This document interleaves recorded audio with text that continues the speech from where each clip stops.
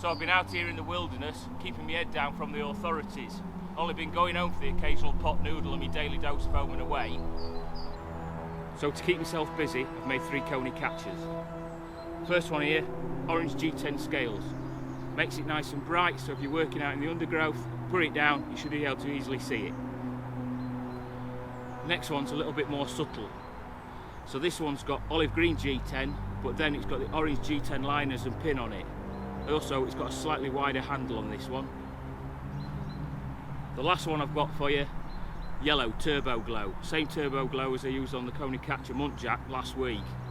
Ideal for working in dark situations, collects up light during the day, and on the evening and night time it starts to glow up.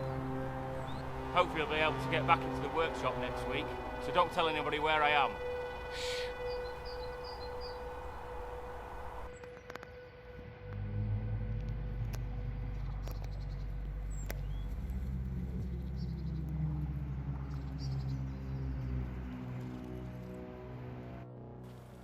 Don't worry, I'm not always hiding in the woods. And it's a good job I wasn't today because I've had a delivery. Hopefully it's one of those things that's going to be a bit of a game changer and might even make me into a proper knife maker. So what was on the pallet? Well, some boxes, and somehow I've got to get those boxes emptied out and somehow fitted onto this bench here. No idea I'm going to do it just yet, but let's get it unpacked.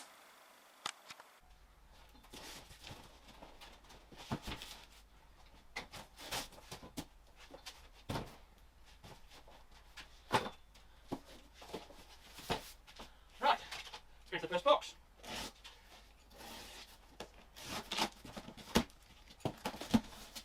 Oh, lots of peanuts. I'm going here. Oh, there we go. That's what my wires sticking out. The wire goes into another box. Let's put it on there. One box. Next one. So, for those that can see on it, 84 Engineering. And if you've got an idea what 84 Engineering make, you'll have an idea what this is.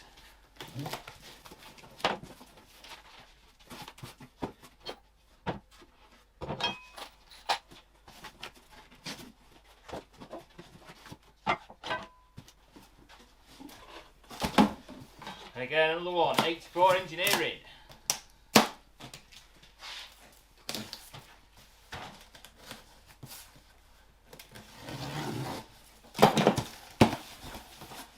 Oh, look at this.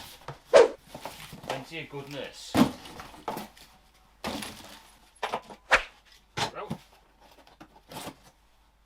beauty.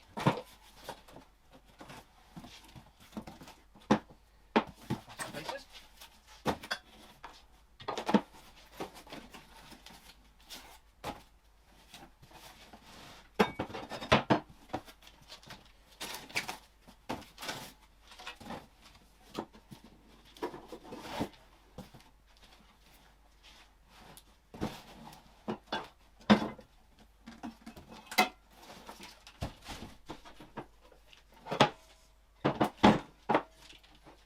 Go, look at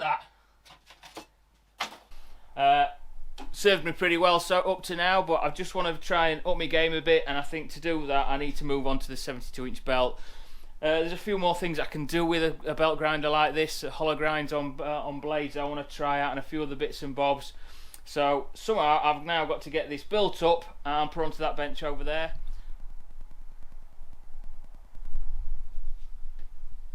In these 2 boxes here is the motor and also the VFD to do the variable speed with. I've got to get all those bolted up together, and yeah, so let's see how we get on. Well, I've made my space. It's going to go on that end of the bench. I might have to reinforce that bench because I've got a feeling it might shake a little bit. I've shifted my drill to one side. I did screw that down to the bench, but I'll sort that out once I've got my grinder sorted out. So I'm going to stick some tunes on and just crack on. Got all the tools I need, which at the minute is just a couple of Allen keys and a spanner. Right.